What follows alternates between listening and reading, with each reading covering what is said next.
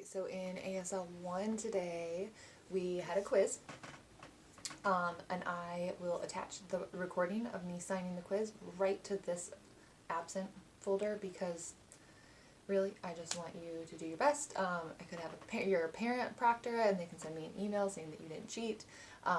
Something along those lines would work. That way you don't feel super overwhelmed when you come back that you have to make up all these tests and quizzes. So just go ahead and take care of that quiz at home. We watched our whiteboard lessons, so if you have not done your History of ASL whiteboard lesson, please check out that assignment and be working on that as well. Quiz. So we also talked about deaf culture. So we talked about etiquette, name signs, and how they want to be identified, and then if we have time, so they're on lunch right now, so if we have time we're going to do Halloween signs, which you're not going to be tested on. I can throw a video up of Halloween signs, and if you want to look at them you can, but you don't absolutely have to. That's just kind of like a fun little side thing. So name signs. A name sign is given to people within the deaf community. Only a deaf person can give you a name sign. That's just cultural etiquette. You do not give yourself a name sign. If you're hearing, you don't give out name signs. That's just how it is. That's their culture. So my name sign, for example, is that, and it means Amy, for me. However, it could mean Alyssa, it could mean Allison, whatever. This does not mean Amy, but it means me.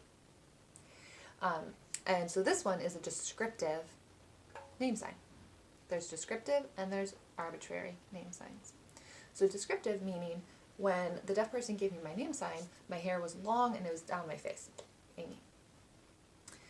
My son has a name sign because I tutor a deaf girl, and he has big bright blue eyes, and so she gave him James. So that's another descriptor because he is like, his eyes pop. James. Arbitrary means it has nothing to do with the way you look or nothing to do with your personality. It typically is just your initials on your chest. So if I had an arbitrary name sign, it'd be AF or even AF. So again, arbitrary has nothing to do with your personality, has nothing to do with any of your looks. It's just initials. Right? Descriptive name signs are going to be something to do with your appearance or sometimes your personality. So Mrs. Perry, her first name begins with a J, and she's always smiling, she's always very friendly, and so her name sign is JP, because she's always smiling. So, descriptive name signs and arbitrary name signs, and you can only get a name sign from a deaf person when you've been in the deaf community, so they are like a gift. They can change, and sometimes they're not very nice. So you don't absolutely have to accept that name sign. You don't have to. Deaf culture, it's very rude to do a couple different things. If you know sign language and you know there's a deaf person in the room, it's very rude to not sign while you're talking. That's basically like whispering to this friend when you have another friend sitting right there. Alright, so if you know sign language, you need to give the deaf person some form of communication so that they feel included. Another rude thing in deaf culture is breaking eye contact. So we want eye contact because as soon as you look away, you don't see what they're saying. That's literally like if I'm talking to you and you go like this, la la la la la la la la. It's just rude, right? So deaf culture, eye contact is super, super, super important. Another thing that is frowned upon in deaf culture is using the term hearing impaired. We do not use hearing impaired because in deaf culture, deafness is not a disability, it's not an impairment. Deaf people can do everything that hearing people can do except hear. So we use deaf or hard of hearing. And I know a lot of people feel like saying hearing impaired is more polite, but to the deaf community, it's not. It's actually offensive. So you say deaf or hard of hearing. some deaf people, lowercase d deaf people, will refer to themselves as hearing impaired. Then it's okay. Then you can say, my friend is hearing impaired. If that's how they identify, that's fine. But when you don't know, you automatically assume deaf or hard of hearing. And then getting attention in the deaf community. There's a couple different things we need to know here. If somebody is, like, let's say somebody's in front of me and they're in arm's length, I'm just going to tap them on the shoulder.